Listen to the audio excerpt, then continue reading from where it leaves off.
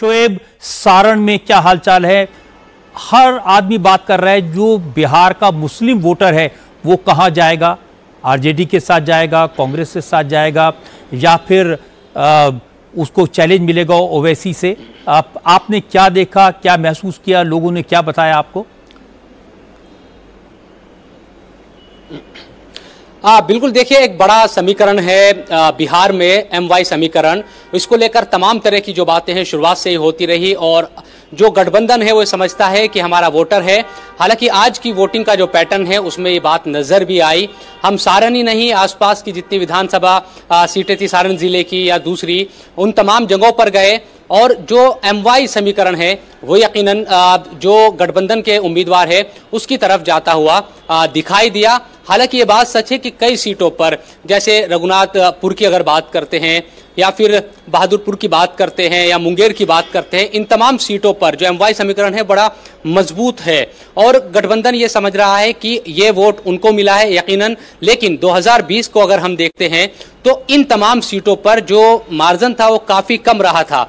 ऐसे में ये भी जो NDA के लोग हैं वो ये मान रहे हैं कि भले ही 2020 में ये वोट तब भी उनको मिला था, लेकिन कुछ सीटों पर तब भी जो NDA के उम्मीदवार थे वो जीते थे।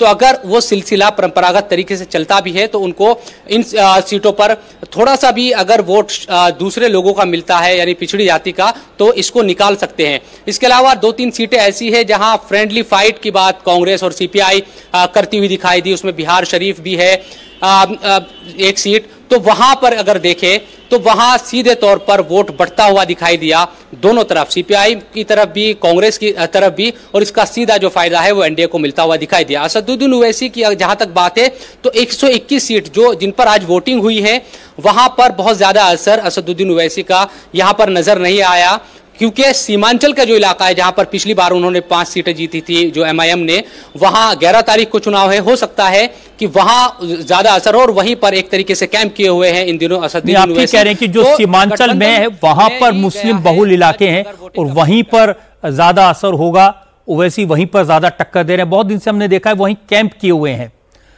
पवन नारा, मैं आपसे पूछना चाहता हूं, जो अति पिछड़ा वोटर है उनके बारे में क्या रुख आपको दिखाई दिया? क्या लोगों से आपने सुना, लोगों ने आपको क्या बताया?